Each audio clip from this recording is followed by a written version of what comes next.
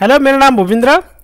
आजको भिडियोमा म देखाउँछु एल्बम प्रोमो भिडियो र प्रोमो भिडियो एउटा प्रचारक भिडियो जो कुनै पनि गीत या कुनै संगीतको एल्बम कुनै MP3 को एल्बमको भिडियो बनाइन्छ जो प्रचारकको लागि र यो कसरी बनाउने म देखाउँछु र धेरै जनाले यही प्रोजेक्ट यानी आफ्टर इफेक्ट प्रोजेक्ट या फाइनल कट प्रोजेक्ट जो भिडियो ह्याब र अरु कम्पनीबाट किनेर या भनौं कुनै पनि ठाउँबाट लिएर त्यसमा फोटो राखेर गीत राखेर त्यसपछि त्यसमा चाहिँ टाइटल टेक्स्ट लेखेकोमा चाहिँ राखेर अनि त्यसरी बनाउने गर्छन् र मैले रियल बनाएर देखाउँछु र यो हो पार्ट 1 भिडियो र पार्ट 1 भिडियोमा मैले पुरै देखाउँदैन, मैले फोटोशपबाट मात्र देखाउँछु जो PSD फाइलमा पहिला फोटो र टेक्स्ट कसरी लेख्ने र यो निकै सजिलो छ। मेरो वालमा जानुस् र PSD file CD कभरको क्यासेटको PSD real PSD file download गर्नुस्। मेरो फेसबुक वालमा छ र मेरो पहिले नै डाउनलोड छ र ओपन गर्नुस् फोटोशप। कुनै पनि फोटोशप ओपन गर्नुस् र मैले फोटोशप ओपन गर्छु र त्यसपछि मेरो पहिले नै डाउनलोड छ जो CD cassette PSD double click गर्छु र किनकि यो विन्डोमा आर्चिभ गरिएको छ ओपन गर्छु र PSD फाइललाई उठाउँछु र म यहाँ डेस्कटपमा राख्छु। ओके र यसलाई म उठाउँछु अनि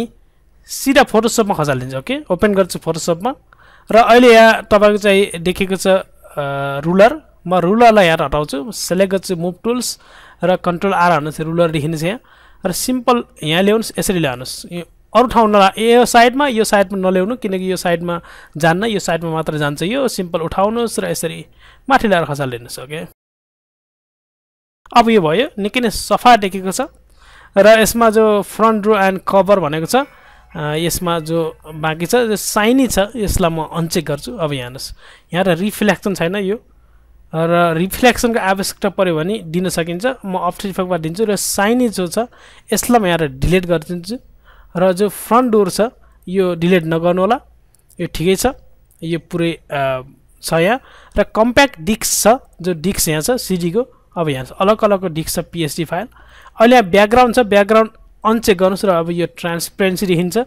र यसमा कुनै पनि फोटो सेट गर्नुस् र फोटो सेट गर्नलाई निकै सजिलो छ। तपाईँ यो जो फ्रन्ट रो कभर छ यसलाई सिलेक्ट गर्नुस् र यहाँ कभर भन्ने एउटा देख्नु भएको छ ग्रुप, यसलाई सिम्पल क्लिक गर्नुस् र यो यहाँ सो हुनेछ र मेरो अलरेडी अरु फोटो छ यहाँ। यो फोटोमा तपाईँ अर्को फोटो ल्याउनुस्, कुनै एल्बमको फोटो बनाउन चाहनुहुन्छ ओपन गर्नुस् फोटो, म जान्छु फाइल ओपन गर्छु र कुनै पनि फोटो ल्याउनुस्। एक्जाम्पल म जान्छु फोटो पिक्चरमा जान्छु र कहाँ र कुन फोल्डरमा छ तपाईको फोटो त्यही फोटो सिलेक्ट गर्नुस्। ओके म यो फोटो ल्याउँछु, सिलेक्ट गर्छु यो र ओपन गर्छु।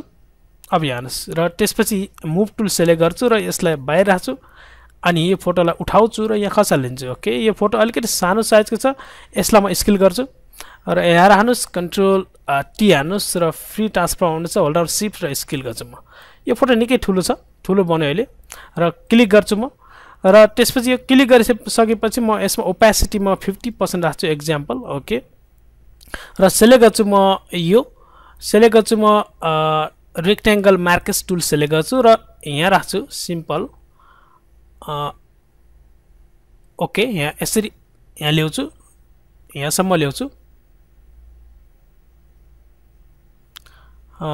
एरो बटन छ जो किबोर्ड सिलेक्ट गर्नुस् र कुनै पनि ठाउँमा यसलाई तपाईले सार्नुस्। अब यहाँ हेर्नुस् सर्च यो र त्यसपछि फोटो सिलेक्ट गर्छु र कन्ट्रोल C कन्ट्रोल V हान्नुस्, किबोर्ड या एडिट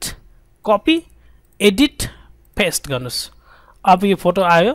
र जो तल्लो ओरिजिनल इमेज छ यसलाई म डिलिट गरिदिन्छु। ओके डिलिट भयो र यहाँ तल जो मेरो फोटो छ अलरेडी यसलाई पनि डिलिट गरिदिन्छु। यहाँ सिम्पल आफ्नो फोटो मात्र राख्नुस् र यसमा लेख्नुस् तपाईले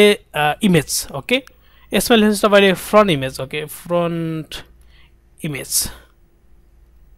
यो भयो र तल जो यो छ यसलाई यही राखिदिनुस्, ठिकै छ। यो जो ड्रुप ब्याक प्लास्टिक यहाँ जो बाहिरको छेउको घेरको ठिकै छ र यो टेक्स्ट जो छ यहाँ मेरो अलरेडी टेक्स्ट यहाँ टेक्स्टलाई डिलिट गरिदिन्छु यहाँमा। ओके कुनै पनि टेक्स्ट लेख्नुस्, यसमा जानुस् टाइप टुल सिलेक्ट गर्नुस् र टेक्स्ट बटन क्लिक गर्नुस् र अब तपाईँ साइज यहाँ दिनुस् र साइज दिइसकेपछि त्यसपछि कुनै पनि टेक्स्ट तपाईले लेख्न सक्नुहुन्छ। निकै सजिलो छ, म टेक्स्टको साइज अलिकति ठुलो बनाउँछु। अब यहाँ कुनै पनि टेक्स्ट लेख्नुस्, आफ्नो एल्बमको नाम टेक्स्ट यहाँ नेपालीमा लेख्नुस्, कन्ट्रोल शिफ्ट हान्छु म, गुगल इनपुट टुल्स निक्लिन्छ मेरो यहाँ किबोर्ड सर्टकट सिलेक्ट गर्नुस् गुगल इनपुट टुल्स र यसमा नेपाली लेख्नुस्, केही फरक पर्दैन नेम। अब यहाँ आयो र राइट क्लिक गर्छु म यहाँ क्लिक, अब नाम आयो यहाँ र कुनै पनि नाम लिनुहोस् कुनै पनि एल्बमको नाम लिनुहोस् म एक्जाम्पल म यसमा लेख्छु माया ओके अब यहाँ हेर्नुहोस् राइट क्लिक गर्छु अब यहाँ माया आयो र कुनै पनि टेक्स्ट यसै लेख्न सक्नुहुन्छ एल्बमको नामको टेक्स्ट तपाईँ लेख्नुहोस् यहाँ ठिकै छ म यो नै राख्छु र यसमा म डबल क्लिक गर्छु र यसमा लेख्छु म टेक्स्ट ओके टेक्स्ट ओ नेपाली आयो म इङ्ग्लिस निकाल्छु टेक्स्ट टेक्स्ट ओके यो टेक्स्ट भयो नेपाली लेख्नुहोस् इङ्ग्लिस लेख्नुहोस् र अलग अलगको फन्टले लेख्नुहुन्छ भने नेपाली फन्ट सेलेक्ट गर्नुहोस् अनि टाइप गर्नुहोस् यो ठिकै छ म राइट क्लिक गर्छु र अनि सेलेक्ट गर्छु rasterise type okay rasterise type select गर्छु र यसमा टेक्स्ट लेखिसकेको छ मेरो र त्यसपछि म क्रपिङ टुल सेलेक्ट गर्छु अनि एक्जाम्पल म हेर्छु यहाँ अलिकति क्रप गर्छु यहाँ ओके खाली ठाउँ आउनु छ यहाँ तल्लो जो ब्याकग्राउन्ड छ यसलाई म अनचेक गर्छु अब यहाँ हेर्नुहोस् या क्लिक गर्छु कन्ट्रोल टी हान्छु फ्री ट्रान्सफर्म देखिन्छ यहाँ ओके र त्यसपछि म कम्प्याक्ट डिस्क सेलेक्ट गर्छु यहाँ र मुभ टुल सेलेक्ट गर्छु अनि यहाँ त डिस्क मुभ गर्छु अब यहाँ डिस्क बाहिर देखिन्छ तपाईँको यहाँ ओके म यसलाई उही ठाउँ पहिलाको ठाउँमा लान्छु ठिकै छ म सबै अनचेक गर्छु यहाँ त आइकन अनचेक गर्छु सिर्फ डिस्क मात्र राख्छु यहाँ त म ब्याकग्राउन्ड पनि अनचेक गर्छु ब्याकग्राउन्ड राख्छु एक्जाम्पल र त्यसपछि अब यसमा कुनै पनि फोटो राख्नुहोस् तपाईँले फोटो राख्नलाई निकै सजिलो छ यहाँ तपाईँको चाहिँ अलग अलगको यसमा प्लास्टिकहरू छन् किनकि पिएचडी फाइल हो र यो सिडीको कलर छ जो अगाडिको र त्यसपछि यो अगाडि डिभिडीको कलर अलिकति फरक हुन्छ ओरिजिनल डिभिडीको कलर र त्यसपछि अरू यहाँ सबै सेट हुन्छ यो पछाडिको भयो र यसमा तपाईँले कुनै पनि टेक्स्ट लेख्नुहोस् या फोटो राख्नुहोस् यो निकै सजिलो छ म जान्छु सेलेक्ट गर्छु यो लिप टुल सेलेक्ट गर्छु र त्यसपछि सेन्टरमा राख्छु म यहाँ बराबर सेन्टरमा राख्छु र त्यसपछि म यहाँ त क्लिक गर्छु अब यहाँ हेर्नुहोस् यो बराबर आउँदैन म यसको लागि सेलेक्ट गर्छु कन्ट्रोल सिफ्ट आउट क्लिक गर्छु र अब यहाँ यसरी लिएर आउँछु ओके बराबर लिएर आउँछ यहाँ ओके भयो अब यहाँ हेर्नुहोस् फिल कलर यसमा अहिले ब्ल्याक छ कुनै पनि कलर सेलेक्ट गर्नुहोस् म एक्जाम्पल यो कलर सेलेक्ट गर्छु र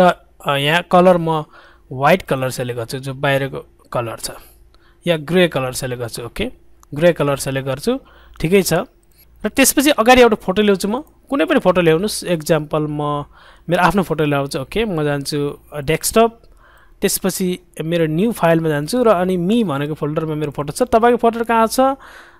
कहाँ छ कुन फोल्डरमा छ त्यो फोटो सेलेक्ट गर्नुहोस् र ओपन गर्छु म र त्यसपछि यो फोटोलाई सेम तरिकाले उठाउँछु म र यहाँ खसालिदिन्छु ओके अब म यसलाई कन्ट्रोल टी हान्छु यो फोटो अलिकति सानो छ होल्ड डाउन सिफ्ट गर्छु र त्यसपछि अलिकति ठुलो बनाउँछु ओके यो तपाईँको एल्बमको फोटो भयो जो डिस्कको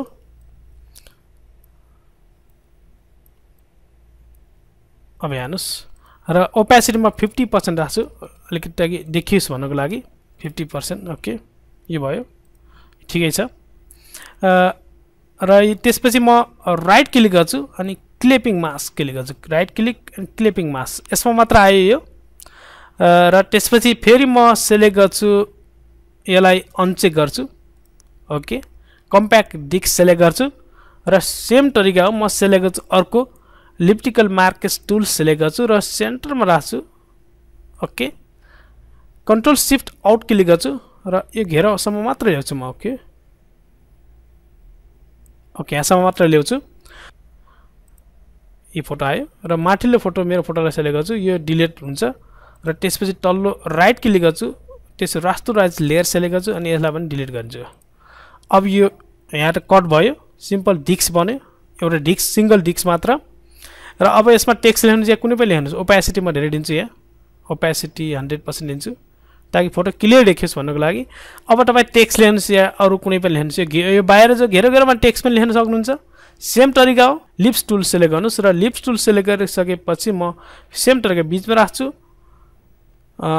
कन्ट्रोल सिफ्ट आउट क्लिक गर्छु र अब यहाँ ल्याउँछु ओके र त्यसपछि फिल कलर म अनचेक गर्छु त्यसपछि बाहिरको कलर म अनचेक गर्छु अर्को ओके त्यसपछि यहाँ टेक्स्ट सेलेक्ट गर्छु म टेक्स्ट टाइप कि टुल्स क्लिक गर्छु र अब कुनै पनि टेक्स्ट तपाईँले वरिपरि लेख्न सक्नुहुन्छ सिडीको वरिपरि यो निकै ठुलो साइजको छ टेक्स्टको साइज कम गर्नुस् र म अलिकति साइज सानो बनाउँछु अब यहाँ हेर्नुस् कुनै पनि टेक्स्ट तपाईँ डिस्कमा यसरी लेख्न सक्नुहुन्छ जो घुमेर आउँछ अब यहाँ हेर्नुस् अब यहाँ हेर्नुस् राइट क्लिक गर्नुस् अब यहाँ हेर्नुस् तपाईको टेक्स्ट अब यहाँ यसरी देखिनेछ अहिले म लेख्दैन तपाईँ लेख्न चाहनुहुन्छ लेख्नुस् म यसलाई डिलिट गर्छु यो मेरो सिडी डिस्क बन्यो ठिकै छ र माथि राख्छु यसलाई म अब यो यहाँ ठिकै छ यो यहाँ पनि बन्यो र यो सिडी डिस्कलाई म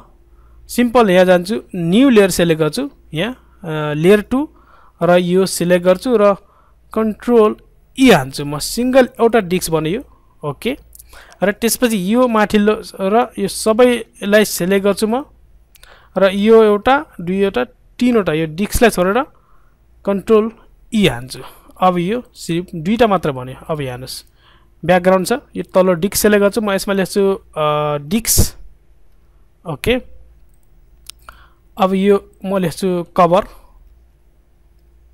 ओके अब म डिस्क सेलेक्ट गर्छु अब यो बाहिर निस्किन्छ अब यहाँ हेर्नुस् सिम्पल फोटो सेट भयो निकै सजिलो छ र ब्याकग्राउन्डलाई म डिलिट गर्छु डिलिट अब म क्रपिङ टुल सेलेक्ट गर्छु र सेम क्रपिङ गर्छु यहीँसम्म क्रप गर्छु र राइट क्लिक गर्छु अब यो मेरो दुईवटा मात्र बन्यो कभर अनि डिस्कको इमेज अब म जान्छु फाइल सेभ एज र यसमा लेख्छु म न्यू एल्बम कभर ओके यो पीएचडी फाइल नै छ डेस्कटप सेलेक्ट गर्छु र त्यसपछि म सेभ दिन्छु ओके यो डेस्कटपमा पीएचडी फाइल सेभ भयो मेरो जो कभरको सिडी कभरको अब म फोटोसप बन्द गर्छु र पार्ट 1 भिडियो यो पार्ट 2 भिडियोमा अब आफ्टर इफेक्टबाट देखाउँछु मैले यो यही यसैलाई मैले यही यो मैले जो आफ्टर इफेक्टमा देखाउने जो कभरको फोटो र कभरको फोटो र बाँकी चिजहरू मैले यो आफ्टर इफेक्टमा देखाउँछु पार्ट 2 भिडियोमा र यो part 1 video next video part 2 video लिएर आउनेछु मेरो नाम भूपेन्द्र इन्जोय गर्नुस्